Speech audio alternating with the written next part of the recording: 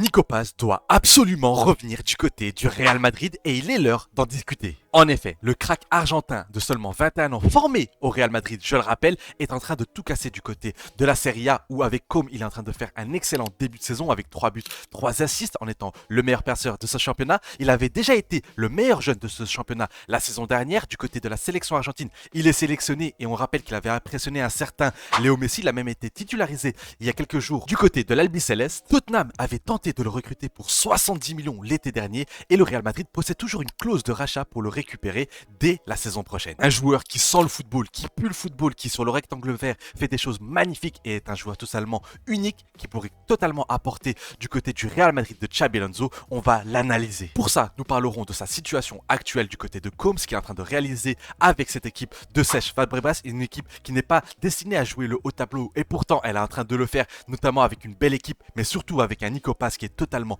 en feu. On va parler de ses statistiques, que ce soit ses goals, ses assists, mais aussi de ce qu'il est capable d'apporter en termes de créativité. Ensuite, nous parlerons bien sûr de ce qu'il apporte sur le rectangle vert avec des images, comme ça vous pouvez avoir une idée pour ceux qui ne suivent pas Nico Paz de comment joue le crack argentin. Et enfin, nous parlerons de comment il pourrait s'adapter au jeu de Xabi Alonso et surtout quelle place il aurait et dans quel 11 il pourrait jouer. Bref, moi c'est Ous, j'espère que vous allez bien et si vous aimez les vidéos de ce genre, si vous aimez le Real Madrid, si vous aimez les vidéos avant match et après match, vous êtes tombé sur la bonne vidéo, la bonne chaîne YouTube. Je vais vous inviter à vous abonner si ce n'est pas déjà fait. L'objectif est d'atteindre les 16 000 abonnés et je sais qu'on en est capable. N'hésitez pas aussi à mettre la cloche de notification pour ne pas rater les prochaines vidéos. N'hésitez pas à liker, à bombarder cette barre de like parce que c'est votre manière à vous, gratuite, de soutenir le créateur et enfin de me dire en commentaire ce que vous pensez de Nico Paz et si pour vous, il doit revenir du côté du Real Madrid parce que je le rappelle, le football est une passion qui se partage et ça se partage comment? Dans les commentaires. Bref, je vous laisse avec l'analyse. Comme vous pouvez le voir à la miniature, moi je suis ferme. Nico Paz doit revenir du côté du Real Madrid parce que c'est un joueur créatif, c'est un joueur qui pue le football, c'est un joueur technique et cette équipe du Real Madrid manque de technicité. Je vous l'ai dit à de nombreuses reprises pour les habitués, cette équipe du Real Madrid manque de maîtrise, manque de technicité au sein de son équipe et un Nico Paz, un joueur formé au Real Madrid, un Argentin, un talent brut, un gaucher pareil, doit jouer au Real Madrid. C'est un joueur avec un potentiel totalement dingue et un niveau qui est déjà excellent. Commençons directement avec les statistiques autour du joueur argentin pour expliquer et pour exprimer à la fois comment joue ce joueur sur le rectangle vert et ce qu'il est capable d'apporter au sein d'une équipe, comme il le fait actuellement avec Como, comme il le fait aussi avec l'Albi Céleste, l'Argentine donc, mais aussi comment il pourrait le faire du côté du Real Madrid. Mais on va voir aussi que ces statistiques qu'il a actuellement sont déjà très très fortes dans une équipe comme Como, une équipe moins forte, une équipe qui est destinée à moins jouer le haut de tableau, malgré encore une fois que ce soit une belle équipe de Cesc Fabregas. Première statistique, nous avons celle des chances créées dans le top 5 européen. On a en 1 Arda Güler, forcément un joueur avec qui il a joué parce qu'on le rappelle, Nico Paz a été formé du côté du Real Madrid. On a Kylian Mbappé au poste de numéro 3, on a Pedri, excusez-moi,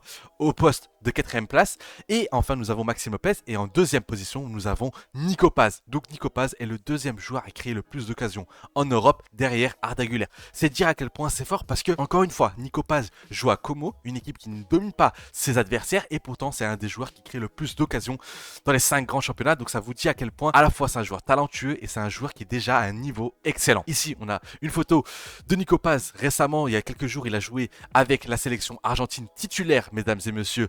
Oui, titulaire dans cette équipe argentine, où il a joué dans ce rôle de numéro 10. On en parlera juste après de son positionnement et de son rôle dans une équipe notamment de Como et aussi de l'Argentine. C'est un joueur qui a vocation à jouer derrière l'attaquant, c'est un vrai numéro 10 qui est capable de jouer aussi sur le côté droit, qui est capable de jouer aussi en tant que numéro 8. Ça rappelle forcément Arda Güler, mais vous inquiétez pas, on va discuter de cette fameuse question, est-ce que Arda Güler et Nico Paz peuvent jouer ensemble? Pour moi, Nico Paz en termes de profil, c'est un joueur qui est presque une fusion entre Arda Güler et Jude Bellingham. C'est un joueur qui est très grand, c'est un joueur qui est physique, mais c'est un joueur qui est aussi très élégant, qui a une excellente qualité de passe, une excellente qualité de création. C'est un joueur qui dribble énormément et qui dribble super bien. Donc là, c'était pour vous montrer que justement, il avait été titularisé avec l'Argentine un match face au Venezuela où il a eu une plutôt bonne note, 7,8. C'est la deuxième meilleure note, il me semble, de l'équipe. Donc c'est dire à quel point il s'est acclimaté très rapidement. Maintenant, pour rester dans les statistiques, je voulais vous montrer des statistiques en termes de création à la fois. Ici, de tir, on voit que en Serie A, il est le premier. En termes de passes progressives, 4ème avec 41 passes progressives, ce qui est très intéressant. On a encore quoi d'autre? On a ici en termes de création de buts, d'actions qui créent des buts justement.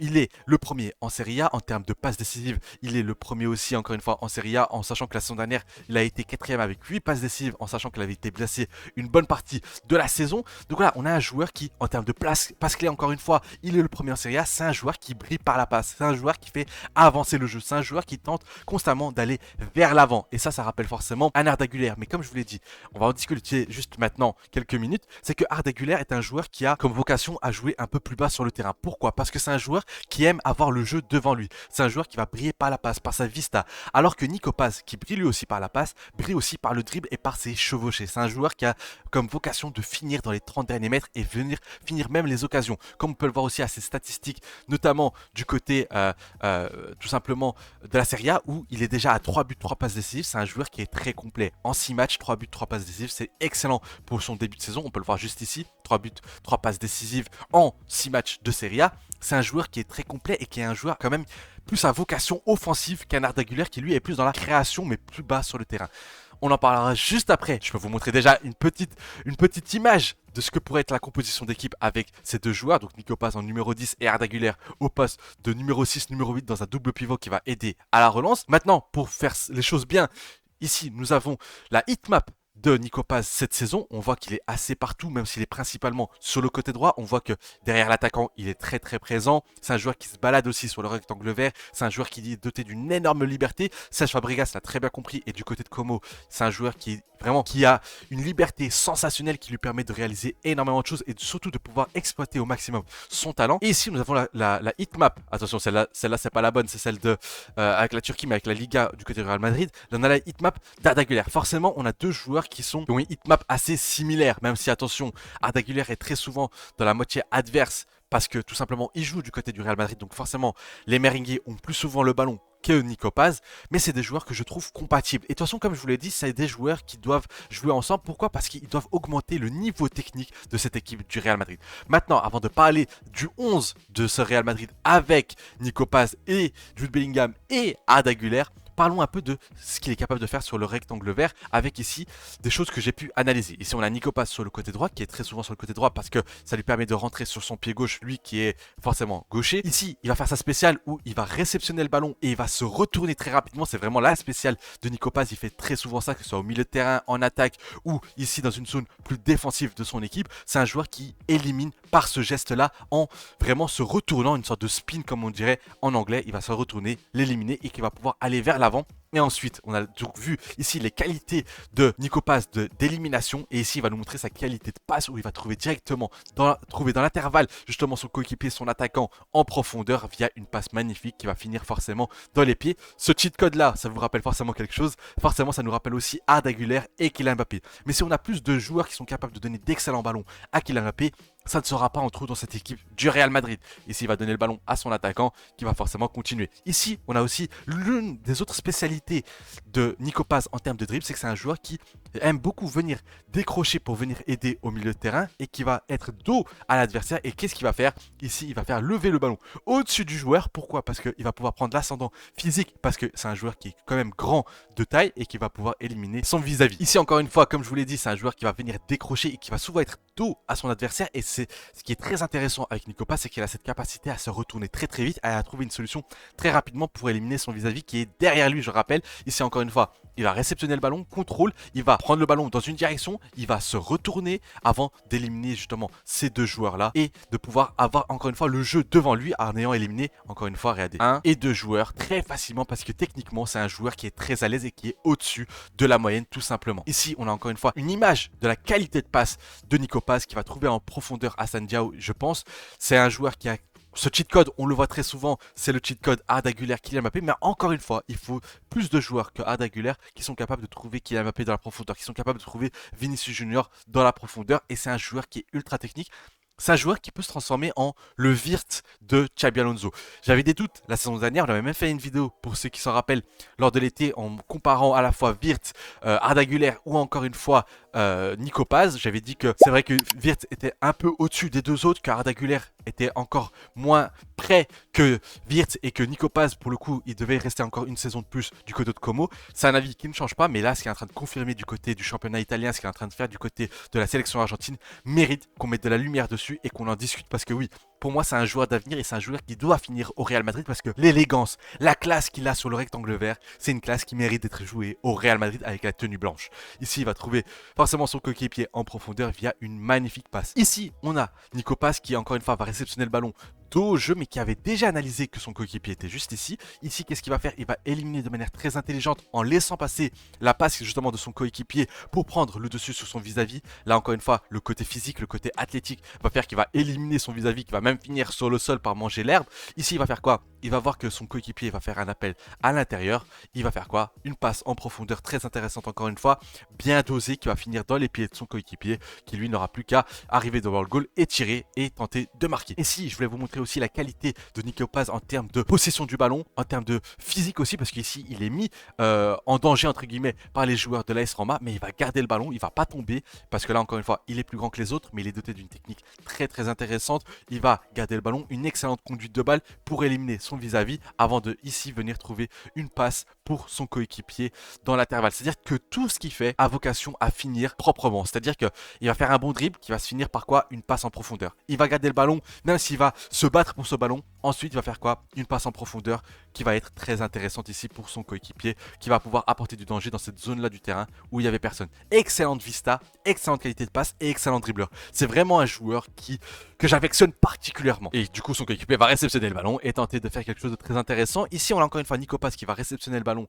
dos au jeu et là qui va faire parler tout simplement sa technique. Je vais vous faire passer les images plus rapidement. Ici, il va éliminer via un double crochet où il va un double contact, excusez-moi, où il va éliminer ces deux joueurs-là avant de se retrouver face au jeu encore une fois. C'est ça, Nico Paz. C'est ça le talent du joueur argentin, un excellent dribbleur. Ici, on a aussi une autre facette, une autre qualité de son jeu, c'est son côté finisseur. C'est un joueur qui est doté d'une excellente frappe de balle. Ici, on va le voir, il va réceptionner le ballon. Il va se retourner, comme je vous l'ai dit, c'est un joueur qui se retourne très rapidement. Et ça, c'est assez dingue parce que c'est un joueur qui est grand en taille, mais qui est ultra agile, qui est ultra élégant avec le ballon et ultra classe. Ici, il va se retourner très rapidement pour se remettre sur son pied gauche. Et il va faire quoi? Frappe directement d'ici 20-25 mètres pour vraiment tromper le gardien et marquer un but sensationnel qui va finir dans la cage. En parlant de belle frappe, c'est un joueur qui est excellent en coup de pied arrêté. Du côté de Como, c'est lui qui tire les coups francs et les corners.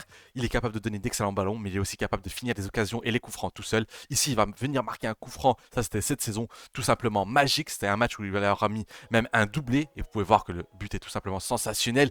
Il va vraiment faire enrouler ce ballon. C'est vraiment un coup franc tiré à la Messi, quoi. Et quand on sait que dans le football actuel, les tireurs de coups francs se font de plus en plus rares, quand tu as un Trent Alexander-Arnold, quand tu as un Arda Güler ou encore une fois un Nico Paz qui peut arriver la saison prochaine, ce n'est que du bénéf. Ici, on a encore une fois le côté finisseur, le côté tueur de Nico Paz où il va rentrer dans la surface de réparation parce que oui, ici on voit quoi? On voit aussi son positionnement excellent parce que son positionnement offensif est très très bon. Il se place très souvent là où il y a des espaces parce qu'il a cette liberté avec Cesc Fabregas et je suis sûr qu'avec un Xabi Alonso, il pourrait aussi avoir cette liberté-là, surtout s'il produit le contenu qu'il est capable de faire du côté de Como au Real Madrid. Et ici, on va voir quoi? Une frappe encore une fois limpide qui va finir en lucarne, qui montre encore une fois le côté tueur. Encore une fois, dans la même position plus ou moins, il est aux abords de la surface, il rentre et il tire en une touche de balle pour venir tromper le gardien avec une frappe sèche qui va tout simplement finir en lucarne. Ici, on a quoi? On a encore une fois Nico Paz qui va venir faire une passe magnifique, mais cette fois-ci, il va faire un ballon piqué. On peut voir ici le geste magnifique, très bien maîtrisé pour trouver son coéquipier en profondeur. Ça, c'est quelque chose qu'il est capable de faire, qu'il aime faire et qu'il est très bon dans ce domaine. Ici, il récupère le ballon parce qu'il est capable d'apporter de l'intensité. C'est un joueur qui est très intensif, qui presse énormément. Ça, je ne vous l'ai pas noté, je ne l'avais pas dit jusqu'à maintenant. C'est un joueur qui presse énormément, donc forcément, ça va plaire à Xabi Alonso qui veut instaurer ça du côté du Real Madrid, même si pour l'instant, ce n'est pas encore le cas. Ici, il va récupérer le ballon, il va se mettre sur son pied gauche, rentrer à l'intérieur du jeu. Très souvent, on le trouve dans cette position de milieu de terrain très bas sur le terrain parce qu'il vient aider notamment à la relance, surtout quand tu joues dans une équipe comme Como qui forcément ne va pas dominer ses adversaires. Donc forcément, il faut que les joueurs viennent aider à la relance et aussi défensivement. Ici, il va trouver un long ballon qu'on aurait pu, que c'était un dégagement raté. Eh ben non, c'est un ballon qui va finir parfaitement sur la poitrine de son coéquipier. Et ici, encore une fois, on a la qualité de Nico Paz, c'est que de n'importe quelle position, il peut apporter du danger. On l'a vu que ici, il est capable d'apporter du danger. On l'a vu que sur le côté, il est capable de se projeter et trouver une passe ici. On l'a vu qu'il était capable d'apporter du danger ici. Et là, on va voir qu'il est capable d'apporter du danger dans cette position-là. Vraiment excentré sur le côté gauche. Pourtant, lui qui aime jouer sur le côté droit, il va vraiment être dans cette position-là avec son coéquipier qui prend la profondeur. Ça, c'est à la fois connaissance de son coéquipier et à la fois vista, qualité technique qui va venir lui trouver un excellent ballon en profondeur qui cette année va se retrouver du coup directement dans la surface de réparation pour apporter du danger. C'est comme ça qu'on note les statistiques qu'on a vues en termes de création de tir, en termes de création d'occasion et création de but. C'est ça, c'est-à-dire des passes qui sont vraiment tranchantes, qui vont vraiment apporter du danger. Encore une fois, on a une passe très intéressante de Nico Paz dans l'intervalle pour trouver son coéquipier entre plusieurs joueurs alors qu'il avait vraiment une pression sur le côté droit. Il va venir trouver son coéquipier en profondeur et montrer que c'est un joueur, encore une fois, sensationnel. Encore une fois ici, il va trouver en profondeur, donc en qualité de passe, en termes de vista, vous pouvez être rassuré, c'est un joueur qui brille dans ce domaine-là justement et c'est un joueur qui permet de créer un nombre d'occasions incalculable. Ici d'ailleurs, on avait une connexion ex-madrilène avec Morata juste ici et ici Nico Paz à la passe. Donc voilà, un peu de souvenirs pour les anciens. On va pas se mentir, Morata c'est pas un joueur que j'apprécie forcément vu ce qu'il a fait après qu'il ait quitté le Real Madrid. Ici on a encore une fois Nico Paz qui va trouver un excellent ballon pour son coéquipier en profondeur. Mais là ce qui est intéressant c'est qu'il va comprendre que son coéquipier va faire la course dans cet espace-là. Il va voir que l'espace est totalement vide et qu'il y a un espace à exploiter. Il va faire quoi? Ballon en profondeur et en hauteur pour son coéquipier. Excellemment dosé pour que son coéquipier puisse la contrôler de la bonne manière avant de venir finir l'occasion. On a vu statistiquement comment le joueur excelle, comment le joueur est capable de créer des occasions, comment le joueur peut se rendre utile dans un collectif, pourquoi il va bonifier une équipe, que ce soit Como, l'Argentine et plus tard, je l'espère, le Real Madrid. Maintenant, parlons de comment on pourrait l'intégrer au sein de cette équipe de Xabi Alonso. Comme vous pouvez le voir, je suis parti avec, entre guillemets, deux numéros 10, deux soutiens d'attaquants avec Vinicius Junior sur le côté gauche qui va lui apporter de la largeur. Valverde ou Trent Alexander-Arnold ou Carvajal, même si l'année prochaine j'ai du mal à voir Carvajal, encore une fois titulaire, sur le côté droit. Un double pivot, Tchouaméni, Arda Güler pour apporter sa qualité à la relance, sa qualité de passe, cette vista où il y aura même des connexions entre les deux joueurs évidemment. Tchouaméni en milieu défensif qui va lui apporter de l'équilibre, une défense à 3, Militao, Huysen, Carreras, une équipe qui sent le football, une équipe où tu as un joueur de ballon, deux joueurs de ballon, trois joueurs de ballon, quatre joueurs de ballon qui sont capables de créer énormément d'occasions. Évidemment, Mbappé, Vinicius, Valverde, Carreras, Militao ou Tchouaméni sont des joueurs qui, attention, ils ne sont pas en dispute avec le ballon quand ils l'ont dans les pieds, mais sont des joueurs qui ne sont pas capables d'apporter comme pourrait apporter un Nico Paz, un Arda Güler, un Huysen, un Bellingham, excusez-moi. C'est des joueurs créatifs. Il manquait de la créativité au sein du Real Madrid et avec ces joueurs-là, tu as des joueurs à la fois créatifs et intensifs. Tu as un Mbappé qui fait maintenant le pressing, t'as Vinicius qui fait le pressing, t'as Valverde qui court partout, t'as Nico Paz qui fait des pressings avec Como et avec l'Argentine, t'as Bellingham qui est un joueur tout-terrain, t'as Arda Güler qui fait lui aussi des pressings, t'as Tchouaméni qui est excellent justement dans ce domaine, t'as Militao, Huysen, Carreras qui sont capables de faire les efforts défensifs qui sont excellents défensivement. Donc pour moi, c'est ce 11 que j'aimerais voir et en termes d'animation, on peut voir énormément de choses. On peut voir à la fois ce côté-là où Vini va venir rentrer à l'intérieur de la surface en étant un attaquant avec Mbappé et avoir un Bellingham plus bas qui va venir aider notamment au milieu de terrain et un Nico Paz qui est vraiment en soutien de l'attaquant. On peut imaginer un Carreras plus haut sur le terrain avec ici Bellingham, Nico Paz, on peut imaginer Huysen, Militao juste ici et ici comme ça, Güler et Tchouaméni. On peut imaginer aussi Güler qui puisse monter et combiner avec les autres. Donc on peut imaginer un nombre de possibilités incalculables parce que cette équipe te permettra d'avoir de la polyvalence, de la qualité technique et de l'intelligence de jeu. Quand tu as Arda Güler, Nico Paz, Bellingham ou encore une fois un Dean Huysen, tu as des joueurs qui sont capables de créer, tu as des joueurs qui peuvent combiner. Ici, tu as des joueurs qui sont capables de faire énormément de choses. Tu as Vini qui est capable de casser des lignes par ses dribbles, tu as Mbappé qui forcément prend la profondeur et est capable de marquer des buts, tu as Nico Paz qui peut aussi se réaxer qui peut s'excentrer sur le côté droit pour apporter dans cette zone-là du terrain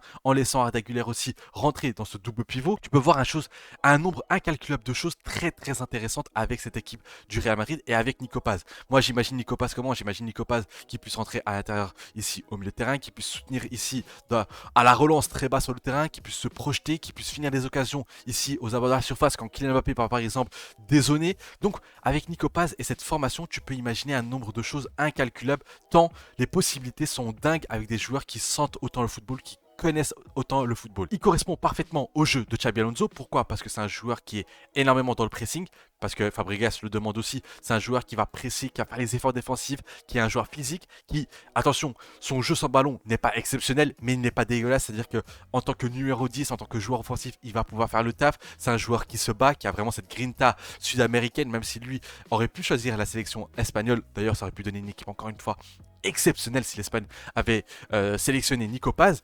Attention, avec l'Argentine, c'est aussi très très bien. On a Nico Paz qui peut venir aider aussi au milieu de terrain. C'est un joueur qui est polyvalent, donc ça, il aime beaucoup du côté de Xabi Alonso, c'est-à-dire cette capacité à apporter à la fois en numéro 10, capable d'apporter sur le côté droit, capable d'apporter aussi au poste de numéro 8. C'est un joueur qui doit avoir de la liberté et je sais qu'un Xabi Alonso pourra lui donner. Maintenant, est-ce qu'il est compatible avec Arda Güler? Oui, parce que le terrain, entre guillemets, je vais le diviser en 3 avec cette zone-là et le côté offensif. Nico Paz s'occupera plus du côté offensif dans cette zone-là et Arda Güler sera plus dans le côté défensif et au milieu de terrain. Mais quand je dis défensif, évidemment, c'est pas lui qui va venir récupérer les ballons, même si attention, il s'est beaucoup amélioré dans ce domaine-là. Et si on prend en comparaison un Pedri du côté du Barça qui s'est très fortement amélioré du côté défensif sans ballon, un Arda Güler sera là pour aider à être la première rampe de lancement de cette équipe du Real Madrid, à être celui qui va vraiment aider à la relance, qui va aider notamment à la construction et qui va pouvoir aussi participer aussi, attention, en attaque où il y aura des très très bonnes combinaisons entre Bellingham, Nico Paz, Arda Güler.